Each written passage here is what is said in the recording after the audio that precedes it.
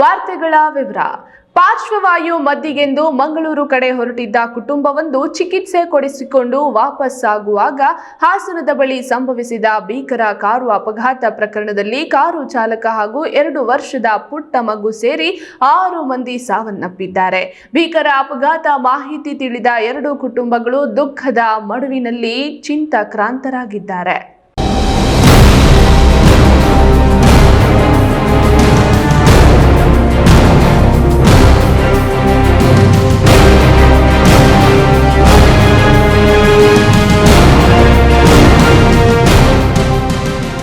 ದೇವನಹಳ್ಳಿ ತಾಲೂಕಿನ ವಿಶ್ವನಾಥಪುರ ಪೊಲೀಸ್ ಠಾಣಾ ವ್ಯಾಪ್ತಿಯ ಕಾರಹಳ್ಳಿ ಗ್ರಾಮದ ನಿವಾಸಿಗಳಾಗಿದ್ದ ನಾರಾಯಣಪ್ಪ, ಸುನಂದಮ್ಮ, ರವಿಕುಮಾರ್, ನೇತ್ರಾವತಿ, ಚಾಲಕ ಗುಣಶೇಖರ್, ಬಾಲಕ ಚೇತನ್ ಮೃತ ದುರ್ದೈವಿಗಳಾಗಿದ್ದಾರೆ.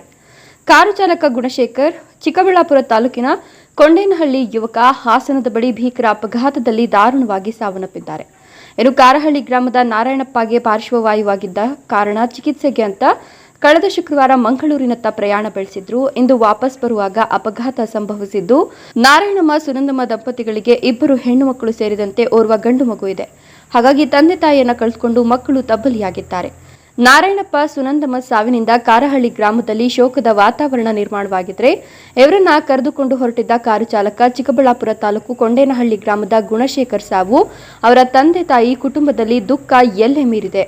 ಇವರ ಸಾವಿಗೆ ಗ್ರಾಮಸ್ಥರು ಮರುಕ ವ್ಯಕ್ತಪಡಿಸುತ್ತಿದ್ದಾರೆ.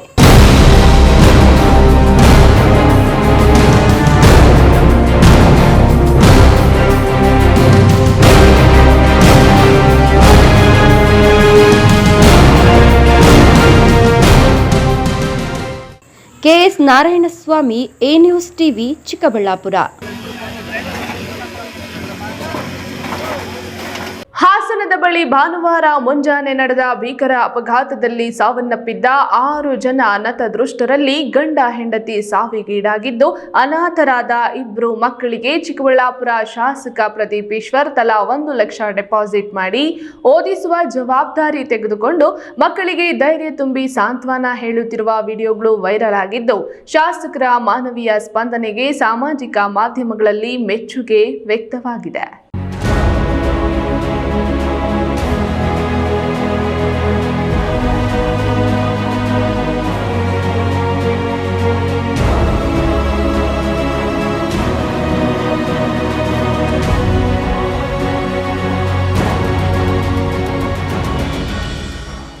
ಭಾನುವಾರ ಬೆಳ್ಳಂಬೆಳಗ್ಗೆ ಹಾಸನದ ಬಳಿ ನಡೆದ ಭೀಕರ ಅಪಘಾತದಲ್ಲಿ ಮೃತಪಟ್ಟ 6 ಜನರ ಪೈಕಿ ನಂದಿ ಬೆಟ್ಟದ ತಪ್ಪಲಿನಲ್ಲಿರುವ ಕಾರಹಳ್ಳಿ ವಾಸಿಗಳು ದಂಪತಿಗಳು ಸೇರಿದ್ದಾರೆ.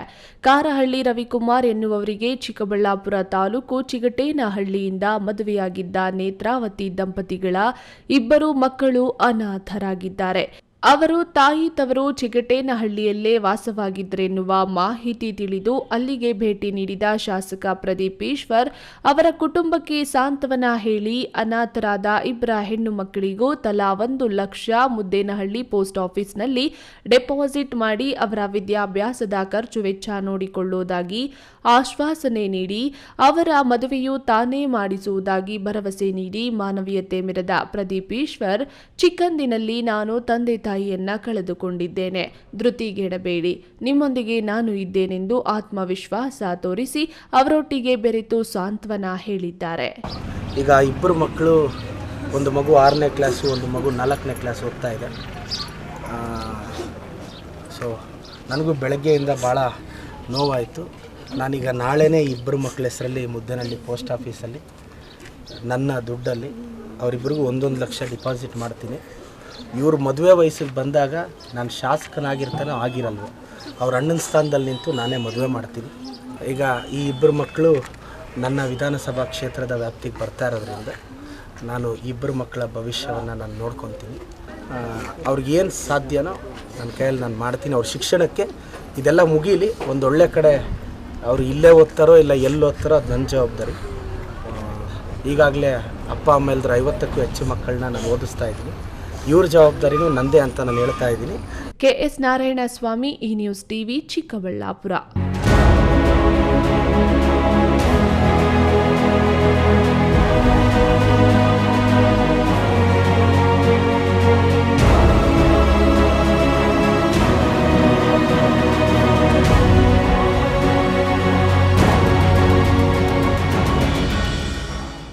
ಬರಗಾಲದ ಕಾಲದಲ್ಲೂ ರೈತರು ನೀರಿಗೆ ಬದಲು ತಮ್ಮ ಬೆವರು ಹರಿಸಿ ಬೆಳೆದಿದ್ದ ಬೆಳೆ ಈ ವರ್ಷ ಮಳೆ ಕೈಕೊಟ್ಟ ಕಾರಣ ಬರಗಾಲ ರೈತರನ್ನು ಸಂಕಷ್ಟಕ್ಕೀಡು ಮಾಡಿತ್ತು.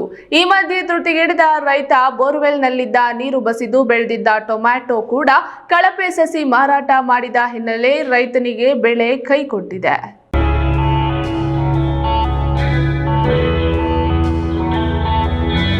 ಸಮೃದ್ಧವಾಗಿ ಬೆಳೆದಿರುವ ಟೊಮ್ಯಾಟೊ ತೋಟ, ಟೊಮ್ಯಾಟೊ ಗಿಡಗಳಲ್ಲಿ ಬಿಟ್ಟಿರುವ ಗೋಡಂಬಿ ಹಣ್ಣಿನಂತಹ ಕಳಪೆ ಟೊಮ್ಯಾಟೊ ಹಣ್ಣುಗಳು.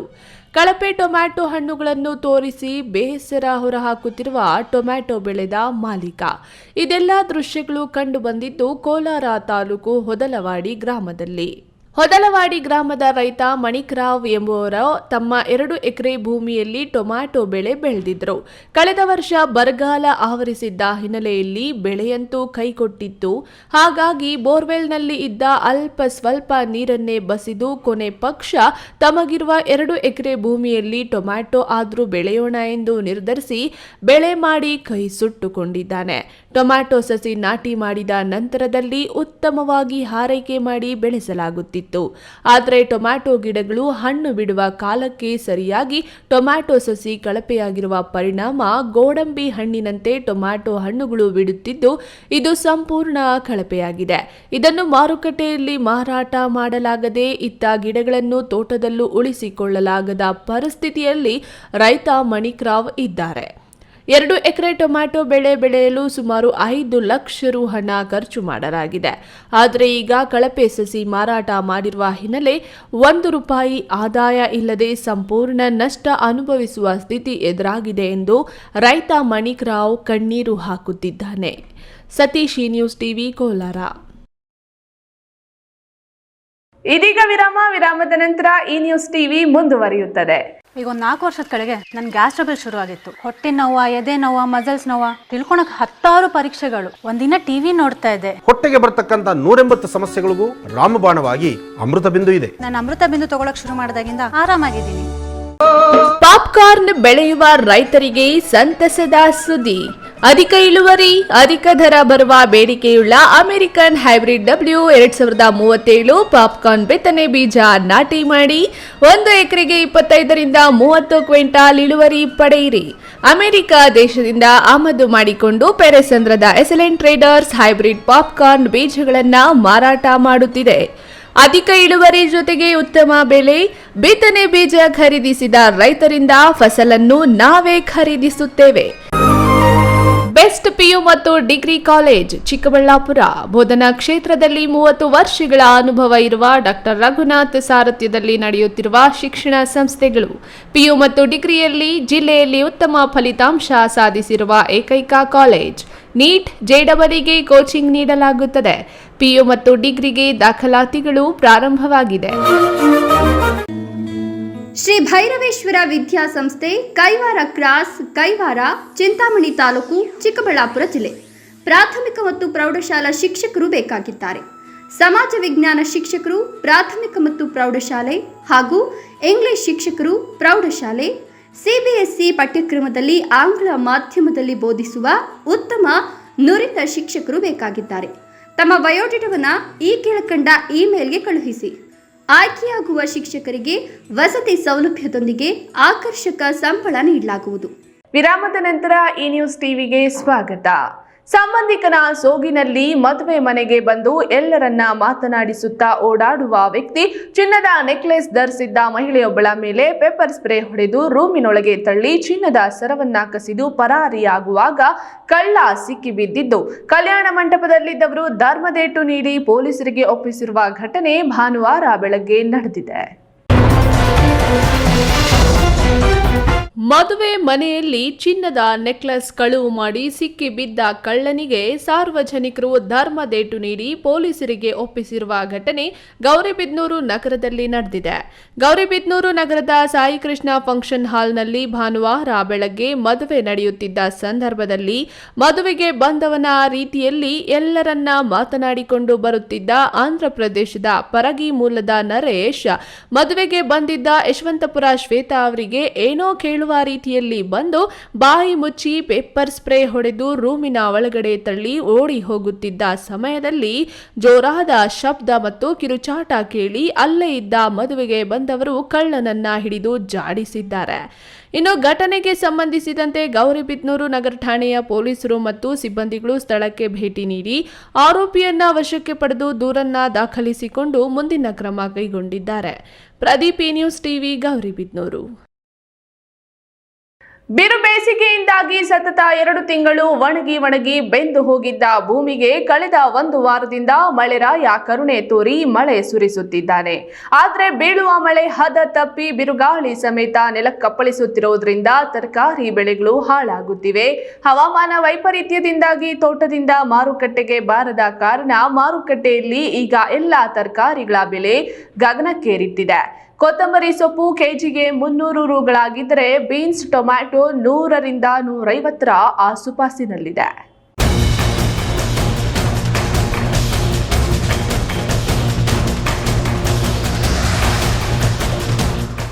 ಭೂಮಿಯ ಮೇಲೆ ಬೆಳೆದು ಮಾತು ಕಲಿತ ಮನುಷ್ಯ, ಮಾತು ಬಾರದ ಯಾವುದೇ ಜೀವರಾಶಿಗೂ ಆಹಾರ ಬೇಕೇ ಬೇಕು. ಎಲ್ಲ ಆಹಾರ ಸಾಮಗ್ರಿಗಳನ್ನು ರೈತನೇ ಬೆಳೆದು ಕೊಡಬೇಕು. ಹವಾಮಾನ ವೈಪರೀತ್ಯದಿಂದಾಗಿ ಒಮ್ಮೊಮ್ಮೆ ಲಕ್ಷಾಧೀಶನಾದರೆ ಬಹುತೇಕ ಸಂದರ್ಭದಲ್ಲಿ ಭಿಕ್ಷಾಧೀಶನಾಗುವ ಪರಿಸ್ಥಿತಿ ಉಂಟಾಗುತ್ತದೆ. ಇನ್ನು ರೈತನು ಬೆಳೆದುಕೊಟ್ಟು ಮಾರುಕಟ್ಟೆಗೆ ತರುವ ತರಕಾರಿ, ಹೂವು, ಹಣ್ಣು, ದವಸ ಧಾನ್ಯ ಖರೀದಿಸುವ ಗ್ರಾಹಕನಿಗೆ ಮಾತ್ರ ನೆಮ್ಮದಿಯಿಂದ ವಸ್ತುಗಳು ಖರೀದಿಸುವ ಕಾಲ ಮಾತ್ರ ಬರೋದು ಅಪರೂಪ. 2 ತಿಂಗಳ ಬಿರು ಬೇಸಿಗೆಯಲ್ಲಿ ನೀರಿಲ್ಲದೆ ತರಕಾರಿಗಳ ದರ ಗಗನಕ್ಕೇರಿದ್ರೆ ಈಗ ಮಳೆ ಹೆಚ್ಚಾಗಿ ತರಕಾರಿಗಳು ಕೊಳ್ಳಲಾಗುತ್ತಿಲ್ಲ.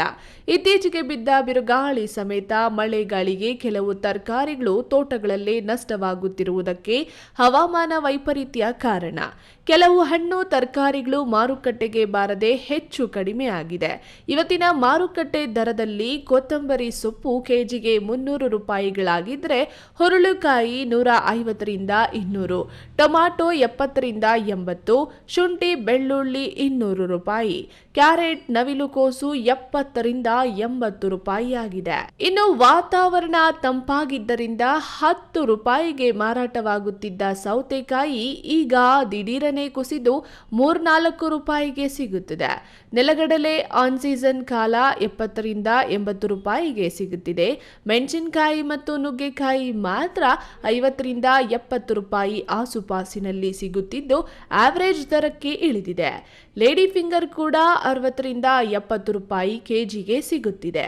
ಸದ್ಯಕ್ಕೆ ಮನೆಯಲ್ಲಿ ದಿನನಿತ್ಯ ಬಳಸುವ ಕೊತ್ತಂಬರಿ, ಹುರುಳಿಕಾಯಿ, ಟೊಮ್ಯಾಟೊ ಮಾತ್ರ ಬೆಲೆ ಏರಿಕೆಯಿಂದ ಗ್ರಾಹಕರು ಮಿತವಾಗಿ ಕೊಂಡು ಜೀವನ ಸಾಗಿಸುವ ಸ್ಥಿತಿಗೆ ಇಳಿದಿರೋದಂತೂ ಸತ್ಯ. ಕ್ಯಾಮರಾಮನ್ ಅಂಬರೀಶ್ ಜೊತೆ KS ನಾರಾಯಣ ಸ್ವಾಮಿ, ಈ ನ್ಯೂಸ್ ಟಿವಿ, ಚಿಕ್ಕಬಳ್ಳಾಪುರ.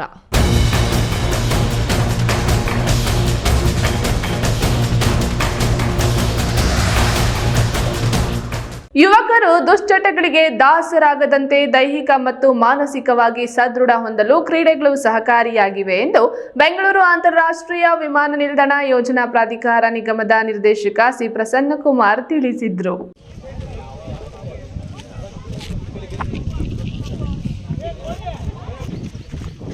ಬೆಂಗಳೂರು ಗ್ರಾಮಾಂತರ ಜಿಲ್ಲೆಯ ದೇವನಹಳ್ಳಿ ತಾಲೂಕಿನ ಅರುವನಹಳ್ಳಿ ಗ್ರಾಮದಲ್ಲಿ ಜೆಸಿಐ ಚಪ್ರಕಲ್ಲು ಚಂದನ ಘಟಕದ ವತಿಯಿಂದ ಏರ್ಪಡಿಸಿದ್ದ ಜೆಸಿಸಿ ಕ್ರಿಕೆಟ್ ಕಪ್ ಪಂದ್ಯಾವಳಿಗೆ ಚಾಲನೆ ನೀಡಿ ಮಾತನಾಡಿದ ಅಂತಾರಾಷ್ಟ್ರೀಯ ವಿಮಾನ ನಿಲ್ದಾಣ ಯೋಜನಾ ಪ್ರಾಧಿಕಾರ ನಿಗಮದ ನಿರ್ದೇಶಕ ಸಿ ಪ್ರಸನ್ನಕುಮಾರ್ ಅವರು, ಜೆಸಿಐ ಸಂಸ್ಥೆಯಿಂದ ಪ್ರತಿ ವರ್ಷವೂ ಹಲವಾರು ಕಡೆಗಳಲ್ಲಿ ಕ್ರೀಡೆಗಳನ್ನು ಆಯೋಜಿಸಿಕೊಂಡು ಬರುತ್ತಿದೆ. ಕ್ರೀಡೆಗಳತ್ತ ಯುವಕರನ್ನ ಸೆಳೆಯುವಂತಹ ಕಾರ್ಯವಾಗುತ್ತಿದೆ. ಸಮಾಜಮುಖಿ ಕೆಲಸಗಳನ್ನು ಸಹ ಜೊತೆಗೆ ಮಾಡಿಕೊಂಡು ಬರುತ್ತಿರುವುದು ಶ್ಲಾಘನೀಯ ಎಂದರು. ಜೆಸಿಐ ಚಪ್ರಕಲ್ಲು ಚಂದನ ಸಂಸ್ಥೆಯವರು ಭಾಳ ಅತ್ಯುತ್ತಮವಾಗಿ ಸಮಾಜಮುಖಿ ಕೆಲಸಗಳನ್ನ ಮಾಡ್ತಾ ಇದ್ದಾರೆ. ಅದರಲ್ಲಿ ಈ ಕ್ರೀಡೆ ಪ್ರತಿ ವರ್ಷವೂ ಹಲವಾರು ಕಡೆ ಈ ಕ್ರೀಡೆಗಳನ್ನ ಆಯೋಜನೆ ಮಾಡೋದು ಒಂದು ಭಾಗ. ಏನಂತಂದರೆ ಈ ಕ್ರೀಡೆಗಳನ್ನ ಈ ರೀತಿ ಆಯೋಜನೆ ಮಾಡೋದ್ರಿಂದ ಏನು ಇವತ್ತು ಯುವಕರು ಬೇರೆ ಬೇರೆ ಕಡೆ ಗಮನಗಳು ಹೋಗುತ್ತೆ, ಅದನ್ನು ಈ ಕ್ರೀಡೆ ಕಡೆ ಸೆಳೆಯುವಂಥ ಕೆಲಸನ ಜೆಸಿಐ ಸಂಸ್ಥೆಯವರು ಮಾಡ್ತಿದ್ದಾರೆ. ಅದರ ಜೊತೆಯಲ್ಲಿ ಪರಿಸರನ ಸಂರಕ್ಷಣೆ ಮಾಡೋದಾಗ್ಬೋದು, ಮತ್ತು ಗಿಡಗಳು ನೆಡೋದಾಗ್ಬೋದು, ಮತ್ತು ವೈದ್ಯಕೀಯವಾಗಿ ಅನುಕೂಲ ಮಾಡೋಂಥದ್ದಾಗ್ಬೋದು, ಮತ್ತು ಏನೇನೆಲ್ಲ ಸಮಾಜಮುಖಿ ಕೆಲಸಗಳು ಮಾಡ್ತಿದ್ದಾರೆ ಅದಕ್ಕೆ ಅವರಿಗೆ ನಿಜವಾಗೂ ನಾವು ಧನ್ಯವಾದಗಳನ್ನ ಹೇಳಬೇಕಾಗ್ತದೆ. ಪಂದ್ಯಾವಳಿಯ ಅಧ್ಯಕ್ಷತೆಯನ್ನು ಜೆಸಿಐ ಚಪ್ಪರಕಲ್ಲು ಚಂದನ ಘಟಕದ ಅಧ್ಯಕ್ಷ ಅಕ್ಷಯ್ ಕುಮಾರ್ ವಹಿಸಿದ್ದರು. ಈ ವೇಳೆ ಬ್ಲಾಕ್ ಕಾಂಗ್ರೆಸ್ ಕುಂದಾಣ ಹೋಬಳಿ ಅಧ್ಯಕ್ಷ ಕೋದಂಡರಾಮ ಕೊಯಿರ, ಗ್ರಾಮ ಪಂಚಾಯಿತಿ ಉಪಾಧ್ಯಕ್ಷೆ ಮಮತಾ ಶಿವಾಜಿಗೌಡ, ಜೆಸಿಐ ಚಪ್ಪರಕಲ್ಲು ಚಂದನ ಘಟಕ ಸಂಸ್ಥಾಪಕ ನೆರಗನಹಳ್ಳಿ ಶ್ರೀನಿವಾಸ್, ಕಾರ್ಯದರ್ಶಿ ವಿನುತಾ ಸೇರಿದಂತೆ ಮತ್ತಿತರರು ಹಾಜರಿದ್ದರು. Haider Sabi, news TV, Devanahalli. ಪ್ರತಿ ವರ್ಷದಂತೆ ಈ ವರ್ಷವೂ ಶ್ರದ್ಧಾ ಭಕ್ತಿಯಿಂದ ಗಂಗಮ್ಮ ದೇವಿಯ 35ನೇ ವರ್ಷದ ಹೂವಿನ ಕರಗ ಮಹೋತ್ಸವವು ಬಾಗೇಪಲ್ಲಿಯಲ್ಲಿ ವಿಜೃಂಭಣೆಯಿಂದ ಜರುಗಿತು.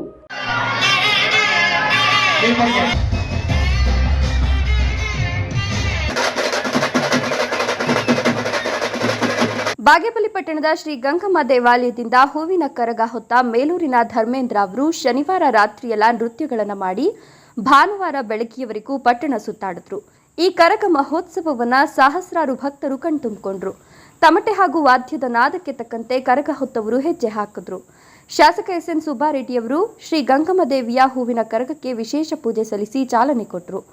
ಈ ವೇಳೆ ದೇವಾಲಯದಿಂದ ಕರಗ ಹೊತ್ತ ವ್ಯಕ್ತಿ ಹೊರಬರುತ್ತಿದ್ದಂತೆ ವಾಹಿನಿ ಕುಲದ ಕುಲಸ್ಥರು ಡಮರುಗದ ನಾದ ಹಾಗೂ ಗೆಜ್ಜೆ ಸಪ್ಪಳದ ಜೊತೆಗೆ ಭಕ್ತರು ಗೋವಿಂದ ಗೋವಿಂದ ಜಯಘೋಷ ಕೂಗುವ ಮೂಲಕ ಕರಗವನ್ನು ಸ್ವಾಗತಿಸಿದ್ರು. ಇದೇ ವೇಳೆ ನೂರಾರು ಮಂದಿ ವೀರಕುಮಾರರು ಗೋವಿಂದ ಎನ್ನುತ್ತಾ ಕತ್ತಿಯಲ್ಲಿ ಎದೆಗೆ ಗೀಚಿಕೊಂಡು ಹಲಗು ಸೇವೆಯನ್ನು ಸಲ್ಲಿಸಿದ್ರು. ಈ ಸಂದರ್ಭದಲ್ಲಿ ಗಂಗಮ್ಮ ದೇವಿ ಕರಗದ ಟ್ರಸ್ಟ್ ಪದಾಧಿಕಾರಿಗಳಾದ ನರಸಿಂಹನಾಯ್ಡು, ಎಜಿ ಸುಧಾಕರ್, ಆದಿಮೂರ್ತಿ, ಗಡ್ಡಂ ನರಸಪ್ಪ, ಗೋಪಾಲ, ಸೂರ್ಯನಾರಾಯಣ, ವಾಲ್ಮೀಕಿ ಅಶ್ವತ್ಥಪ್ಪ ಇನ್ನಿತರರು ಪಾಲ್ಗೊಂಡಿದ್ರು. Subbu, A news TV, Bagepalli.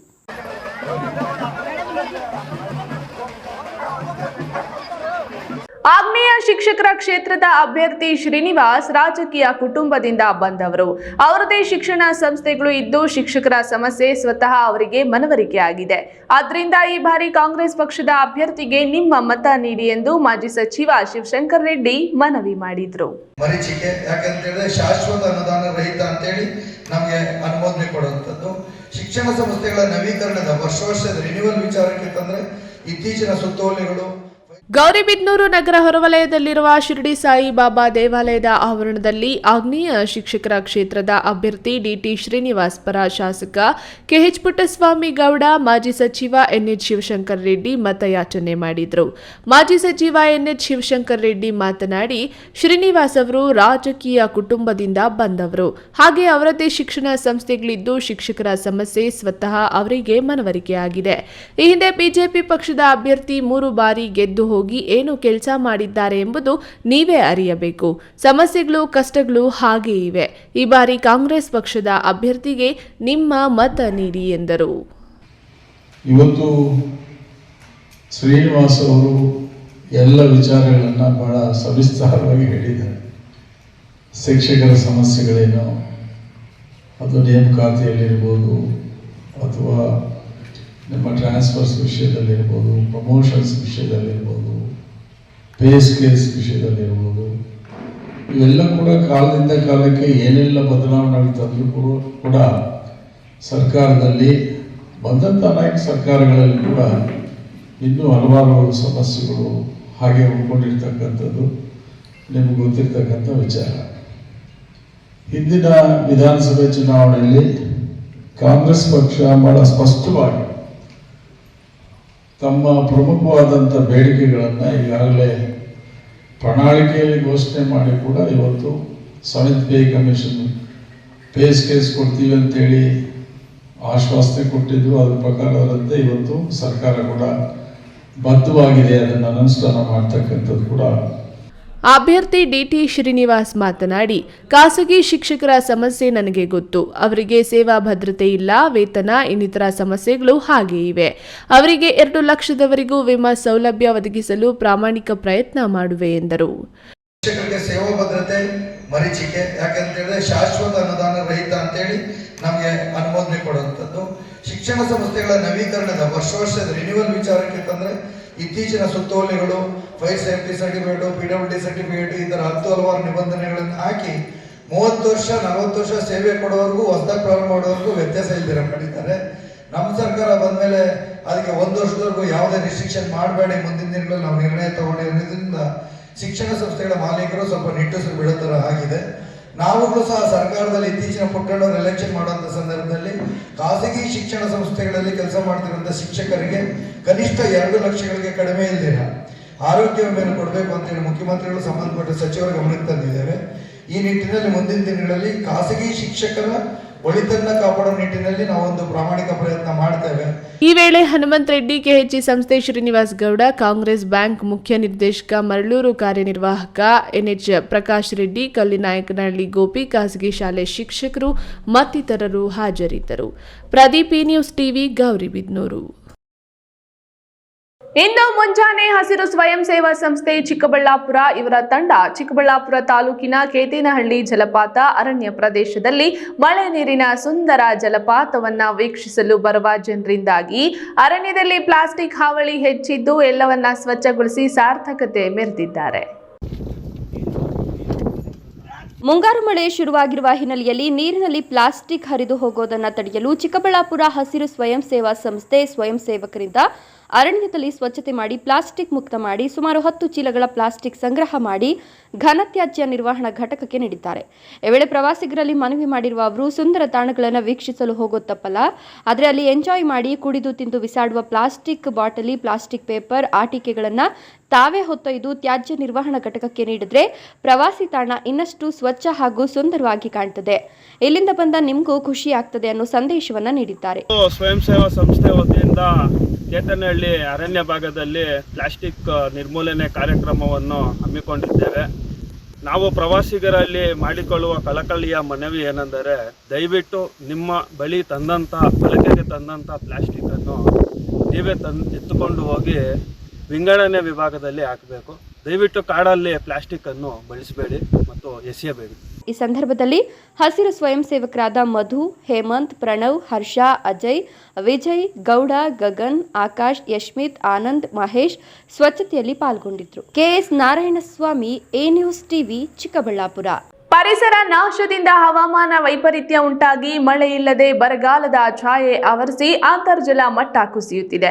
ಅಂತರ್ಜಲ ಮಟ್ಟವನ್ನು ಹೆಚ್ಚಿಸಲು ಹಿರಿಯರು ನಿರ್ಮಿಸಿರುವ ಕಲ್ಯಾಣಿಗಳಿಗೆ ಮರುಜೀವ ಕೊಡುವ ಕೆಲಸ ಆಗಬೇಕೆಂದು ಯೂತ್ ಫಾರ್ ಸೇವಾ ತಂಡದ ಸದಸ್ಯ ಮನೋಜ್ ಅಭಿಪ್ರಾಯಪಟ್ಟರು.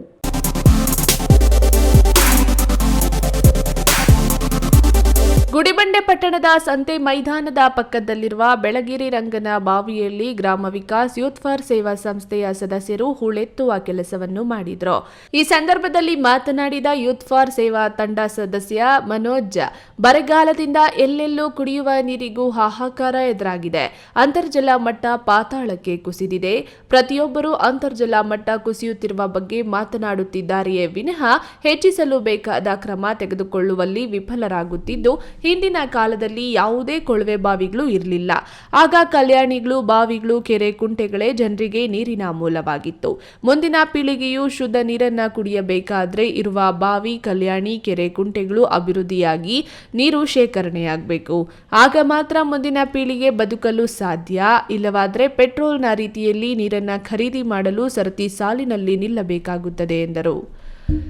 ಈ ಸಂದರ್ಭದಲ್ಲಿ ಜಿಕೆ ಜಗನ್ನಾಥ್, ಗುಂಪು ಮರದ ಆನಂದ್, ಮುಖಂಡರಾದ ರಾಜಗೋಪಾಲ್, ರವಿಕುಮಾರ್, ಚಿರಂಜೀವಿ, ಶಿಕ್ಷಕ ರಾಮಾಂಜಿನಪ್ಪ, ಎನ್ ನವೀನ್ ಸೇರಿದಂತೆ ಮುಂತಾದವರು ಹಾಜರಿದ್ದರು. B Manjunath, news TV, Gudibande.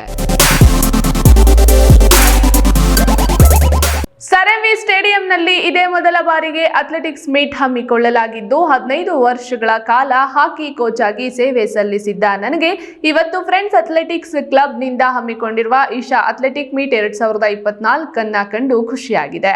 ಇದರಿಂದ ಅಥ್ಲೆಟಿಕ್ ಆಟಗಾರರನ್ನ ಆಕರ್ಷಿಸುವ ಕೆಲಸ ನಡೆದಿದೆ ಎಂದು ಮಾಜಿ ಹಾಕಿ ಕೋಚ್ ಮುಸ್ತಾಕ್ ಅಹಮದ್ ಅಭಿಪ್ರಾಯಪಟ್ಟಿದ್ದಾರೆ.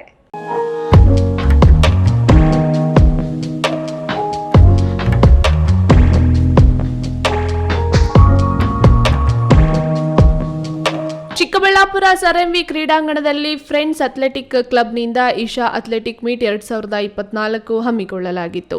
ಅಥ್ಲೆಟಿಕ್ ಮೀಟ್ ಉದ್ಘಾಟನೆಯಲ್ಲಿ ಮಾಜಿ ಹಾಕಿ ಕೋಚ್ ಮುಸ್ತಕ್ ಅಹಮದ್ ಪಾಲ್ಗೊಂಡು ಮಾತನಾಡಿ, ನಾನು ಹಾಕಿ ಕೋಚ್ ಆಗಿ ಸೇವೆ ಸಲ್ಲಿಸಿದ್ದ 15 ವರ್ಷಗಳ ಅವಧಿಯಲ್ಲಿ ಈ ಸ್ಟೇಡಿಯಂನಲ್ಲಿ ಇದೇ ಮೊದಲ ಬಾರಿಗೆ ಅಥ್ಲೆಟಿಕ್ ಮೀಟ್ ಮಾಡಲಾಗಿದೆ. ಕ್ರಿಕೆಟ್, ವಾಲಿಬಾಲ್, ಕಬಡ್ಡಿ ಆಟ ಆಡಿಸ್ತಾರೆ. ಆದರೆ ಯಾವ NGO ಆಗಲಿ ಮುಖಂಡರಾಗಲಿ ಅಥ್ಲೆಟಿಕ್ ಮೀಟ್ ಮಾಡಿಸಲು ಕೆಲಸ ಮಾಡಿರಲಿಲ್ಲ. ಫ್ರೆಂಡ್ಸ್ ಅಥ್ಲೆಟಿಕ್ ಕ್ಲಬ್ ಇದೊಂದು ಹೊಸ ಪ್ರಯತ್ನ ಮಾಡಿರುವುದರಿಂದ ಅಥ್ಲೆಟಿಕ್ ಆಸಕ್ತರಿಗೆ ಪ್ರೋತ್ಸಾಹ ನೀಡಿದಂತಾಗಿದೆ ಎಂದರು. ಚಿಕ್ಕಬಳ್ಳಾಪುರದಲ್ಲಿ ಇದು ಸುಮಾರು ನಾನು 14 ವರ್ಷ ಇಲ್ಲಿ ಈ ಸ್ಟೇಡಿಯಂನಲ್ಲಿ ಸೇವೆ ಮಾಡಿದೆ, ಅದು ಹಾಕಿ ಕೋಚ್ ಆಗಿ. ಮತ್ತು ಈ ಥರ ಒಂದು ಅಥ್ಲೆಟಿಕ್ ಮೀಟ್ ಯಾವತ್ತೂ ಮಾಡಿಲ್ಲ. ಒಂದು ಪ್ರೈವೇಟ್ ಸಂಸ್ಥೆಯಿಂದ, ಒಂದು ಫ್ರೆಂಡ್ಸ್ ಅಥ್ಲೆಟಿಕ್ ಕ್ಲಬ್ಬಿಂದ ಇದು ಪ್ರಥಮವಾಗಿ ಇಷ್ಟು ದೊಡ್ಡ ಪ್ರಮಾಣದಲ್ಲಿ ಈ ಅಥ್ಲೆಟಿಕ್ ಮೀಟ್ ಮಾಡ್ತಿದ್ದಾರೆ. ಈ ಆರ್ಗನೈಸರ್ಸ್ಗೆ ಸ್ಪೆಷಲಿ ತೇಜು ನೋಂಪ್ರಿ ಅವ್ರಿಗೆ ಧನ್ಯವಾದಗಳು. ಯಾಕಂದರೆ ಈ ಥರ ಮೀಟ್ ಮಾಡ್ತಿರೋದ್ರಿಂದ ಮಕ್ಕಳಿಗೆ ಒಂದು ಅವಕಾಶ ಸಿಗುತ್ತೆ. ಮತ್ತು participation, winners losers secondary, but participation ಇದೆಯಲ್ಲ ಅದು ಭಾಳ ಮೋಸ್ಟ್ ಇಂಪಾರ್ಟೆಂಟ್. ಇನ್ನು ಇದೇ ಮೊದಲ ಬಾರಿಗೆ ಇಶಾ ಅಥ್ಲೆಟಿಕ್ ಮೀಟ್ 2024 ಆಯೋಜಿಸಿದ್ದ ಸಂಘಟಕಿ ಓಂಪ್ರಿಯಾ ಮಾತನಾಡಿ, ಕ್ರೀಡಾ ಆಸಕ್ತರನ್ನ ಆಕರ್ಷಿಸಿ ಅವರ ಕ್ರೀಡೆಗಳ ಪ್ರೋತ್ಸಾಹಕ್ಕೆಂದು ಈ ಸರಳ ಅಥ್ಲೆಟಿಕ್ ಮೀಟ್ ಆಯೋಜಿಸಲಾಗಿದೆ. ಇದು ಪ್ರತಿ ವರ್ಷ ಮುಂದುವರಿಸುವ ಆಲೋಚನೆ ಇದೆ. ಇದಕ್ಕೆ ಪ್ರೋತ್ಸಾಹ ಹಾಗೂ ಪ್ರಾಯೋಜಕತ್ವ ನೀಡುತ್ತಿರುವ ಸಂಘ ಸಂಸ್ಥೆಗಳು, ಮುಖಂಡರಿಗೆ ಧನ್ಯವಾದ ತಿಳಿಸುತ್ತೇನೆ. ಅಥ್ಲೆಟಿಕ್ ವಿನ್ನರ್ಸ್ಗೆ 1500, 1000 ಮತ್ತು 500 ರುಗಳ ಕ್ಯಾಶ್ ಪ್ರೈಸ್ ನೀಡಲಾಗುತ್ತಿದೆ ಎಂದರು. ನಾವು ಇದೇ ಫಸ್ಟ್ ಟೈಮ್ಗೆ ಫ್ರೆಂಡ್ಸ್ ಅಥ್ಲೆಟಿಕ್ಸ್ ಕ್ಲಬ್ ಕಡೆಯಿಂದ ನಾವು ಈಶಾ ಅಥ್ಲೆಟಿಕ್ಸ್ ಮೀಟ್ ಅಂತ ಮಾಡ್ತಿದ್ದೀವಿ. ಸೊ ಇಲ್ಲಿ ಸುಮಾರು ಒಂದು 300ರಿಂದ 400 ಜನ ಹುಡುಗರು ಸೇರಿದ್ದಾರೆ. ತುಂಬ ಖುಷಿ ಆಯಿತು ಫಸ್ಟ್ ಟೈಮ್ ಈ ಥರ ಸಪೋರ್ಟ್ ಮಾಡ್ತಿರೋದಕ್ಕೆ. ನಾವು ಇಲ್ಲಿ ಫಸ್ಟ್ ಟೈಮ್ ಮಾಡ್ತಿರೋದ್ರಿಂದ ನಾವು ಅಥ್ಲೆಟಿಕ್ಸು ಯಾರು ಈ ಚಿಕ್ಕಬಳ್ಳಾಪುರದಲ್ಲಿ ಯಾರೂ ಮಾಡಿಲ್ಲ ಈ ಥರ ಕ್ಯಾಶ್ ಪ್ರೈಸ್ಗೆ ಅಂತ. ಸೊ ನಾವೇನು ಮಾಡಿದ್ವಿ, ಫಸ್ಟ್ ಪ್ರೈಸ್ಗೆ 1500, ಸೆಕೆಂಡ್ ಪ್ರೈಸ್ಗೆ 1000, ಥರ್ಡ್ ಪ್ರೈಸ್ಗೆ 500 ರುಪೀಸ್ ಅಂತ ಅಮೌಂಟ್ ಕೊಟ್ಟು ಅವ್ರಿಗೆ ಪ್ರತಿಭೆಗಳನ್ನ ಎನ್ಕರೇಜ್ ಮಾಡೋಕ್ಕೆ ನಾವು ಈ ಥರ ಪ್ರೈಸಸ್, ಕ್ಯಾಶ್ ಪ್ರೈಸ್ ಎಲ್ಲ ಇಟ್ಟಿದ್ದೀವಿ. ಸೊ ನೆಕ್ಸ್ಟ್ ಟೈಮಿಂದ ಇನ್ನೂ ಜಾಸ್ತಿ ಕ್ಯಾಶ್ ಪ್ರೈಸ್ ಇಟ್ಟು ಎವ್ರಿ ಇಯರ್ ಇದೇ ಥರ ಕಂಡಕ್ಟ್ ಮಾಡ್ತಿದ್ದೀವಿ. ಎಲ್ಲರಿಗೂ ನಮಸ್ಕಾರ. ನನ್ನ ಹೆಸರು ಮನುಶ್ರೀ ಅಂತ. ನಾನು ಬ್ಯಾಂಗ್ಳೂರು ಕಂಠೀರವ ಸ್ಟೇಡಿಯಮಿಂದ ಬಂದಿದ್ದೀನಿ. ನಾನು ಬಲಧರ್ಮ ಕ್ಲಬ್ಬಲ್ಲಿ ಪ್ರಾಕ್ಟೀಸ್ ಮಾಡ್ತಿದ್ದೀನಿ ಫ್ರಮ್ 1 ಇಯರ್. ನನ್ನ ಇವೆಂಟ್ 400 ಮೀಟರ್ಸ್. ನಾನು ನ್ಯಾಷನಲ್ ಲೆವೆಲ್ ಅಥ್ಲೀಟ್. ಸೊ ಇಲ್ಲಿ ಕಾಂಪಿಟೇಷನ್ ಸುಮ್ಮನೆ ಪಾರ್ಟಿಸಿಪೇಟ್ ಮಾಡೋಣ, ಸಂಡೇ ಇತ್ತಲ್ಲ, ಸೊ ಪಾರ್ಟಿಸಿಪೇಟ್ ಮಾಡೋಣ ಅಂತ ಬಂದೆ. ಖುಷಿ ಆಯಿತು. ಆ್ಯಕ್ಚುಲಿ ನನಗೆ 800 ಹೊಡೆದೆ. It was fun. ತುಂಬ ಖುಷಿ ಆಯಿತು. ಮತ್ತು ಅರೇಂಜ್ಮೆಂಟ್ ಎಲ್ಲ ತುಂಬ ಚೆನ್ನಾಗಿ ಮಾಡಿದ್ದಾರೆ. ಕ್ಯಾಮ್ರಾಮನ್ ಅಂಬರೀಶ್ ಜೊತೆ KS Narayanaswamy, news TV, Chikkaballapur. ಇದೀಗ ವಿರಾಮದ ನಂತರ ಈ ನ್ಯೂಸ್ ಟಿವಿ ಮುಂದುವರಿಯುತ್ತದೆ. Anu coaching centre Chikkaballapur conduct coaching for Navodaya, Sainik, Rashtriya military school, Sathyasai school Alike. Since 20 years, exemplary results. Every year 50 to 20 students selected. Now start coaching for ICSE, CBSE, PUC, NEET, JEE. ನನ್ನ ಕನಸು doctor ಆಗೋದು. Doctor ಆಗೋದು ನನ್ನ ಕನಸು. ಮಗಳು ಡಾಕ್ಟರ್ ಆಗಲಿ ಅನ್ನೋದು ನನ್ನ ಕನಸು. ಕನಸು ಎಲ್ಲರಿಗೂ ಇರುತ್ತದೆ.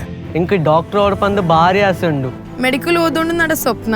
ಮಕ್ಕಸು ಚಿಕ್ಕ ಸಪನ ಡಾಕ್ಟರ್ ಜಾವ್ ಕಾಮೂಣ. ಕನಸು ಎಲ್ಲೆಲ್ಲೂ ಇರುತ್ತದೆ. ಮೆಡಿಕಲ್ ಓದುವುದು ನನ್ನ ಕನಸು. ನನ್ನ ಮಗನು ಡಾಕ್ಟರ್ ಆಗ್ಬೋದೇನ್ರಿ? ನನ್ನ ಕನಸು ಡಾಕ್ಟರ್ ಆಗೋದು. ಕನಸು ಎಲ್ಲರ ಹಕ್ಕು. ಆದರೆ ಕನಸು ನನಸಾಗಲು ಬೇಕು ನಂಬಿಕೆ, ಛಲ ಮತ್ತು ಪರಿಶ್ರಮ. Neat academy. ಜೈನ್ ಮಿಷನ್ ಆಸ್ಪತ್ರೆ, ಜೈನ್ ಮಿಷನ್ ಟ್ರಸ್ಟ್ನ ಲಾಭರಹಿತ ಉಪಕ್ರಮ. ಕರ್ನಾಟಕ ರಾಜ್ಯ ಬೀಜ ನಿಗಮ ಪಕ್ಕ, ಬಿಬಿ ರಸ್ತೆ, ಚಿಕ್ಕಬಳ್ಳಾಪುರ.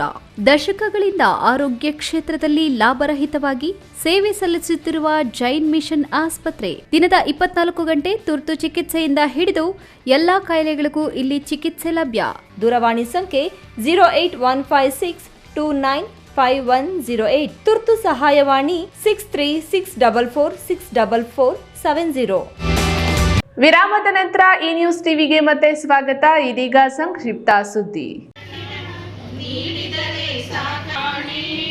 ಪಾರ್ವತಿ ಪರಶಿವ ದೇವನಹಳ್ಳಿ ತಾಲೂಕಿನ ವಿಶ್ವನಾಥಪುರ ಗ್ರಾಮದ ಕರ್ನಾಟಕ ಪಬ್ಲಿಕ್ ಶಾಲೆ ಆವರಣದಲ್ಲಿ 2001-2ನೇ ಶೈಕ್ಷಣಿಕ ಸಾಲಿನ ಸ್ನೇಹ ಬಳಗದ ವತಿಯಿಂದ ಹಳೆ ವಿದ್ಯಾರ್ಥಿಗಳು ಗುರುವಂದನಾ ಮತ್ತು ಸ್ನೇಹ ಸಮ್ಮಿಲನ ಕಾರ್ಯಕ್ರಮವನ್ನು ನಡೆಸಿಕೊಟ್ಟರು.